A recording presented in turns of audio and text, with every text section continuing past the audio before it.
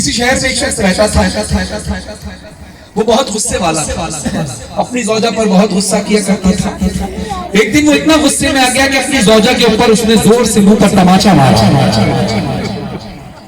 सुबह उसको ये एहसास हुआ कि मुझसे गलती हुई, तो सुबह अपनी ज़ौजा के पास जाकर कहता है कि मुझे माफ कर देना, मैंने बड़ी ज्यादती की तुम्हारे साथ, रात को मैं इतना गुस्से में आ गया, मैंने तुम्हारे मुंह पर तमाचा मार दिया। ज़ौजा फरमाबरदार थी, कहती है कि आप मेरे मालिक को मुख्तार हैं, आपका मुझ पर हक है, मगर एक दरखास्त करना चाहती हूँ।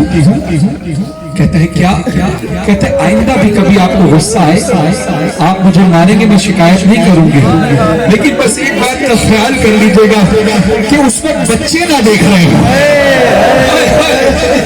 जब से आपने मुझे तमाचा मारा, बच्चों ने देखा, रात भर बच्चे बुखार में।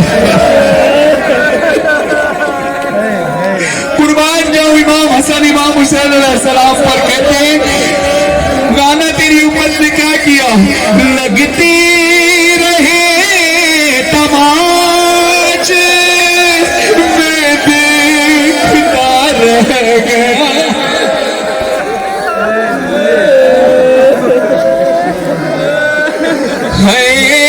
लगती रहे तमाचे मैं देखता रह गया, बेबस हुसैन रह गया, माँ को बचा न सका।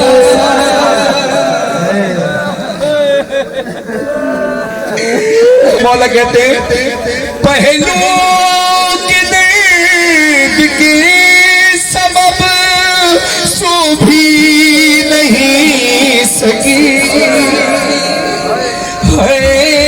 पहलू के दर्द के सबब सो भी नहीं सकी, बच्चे न रोए इसलिए छुप छुप के की पुकार।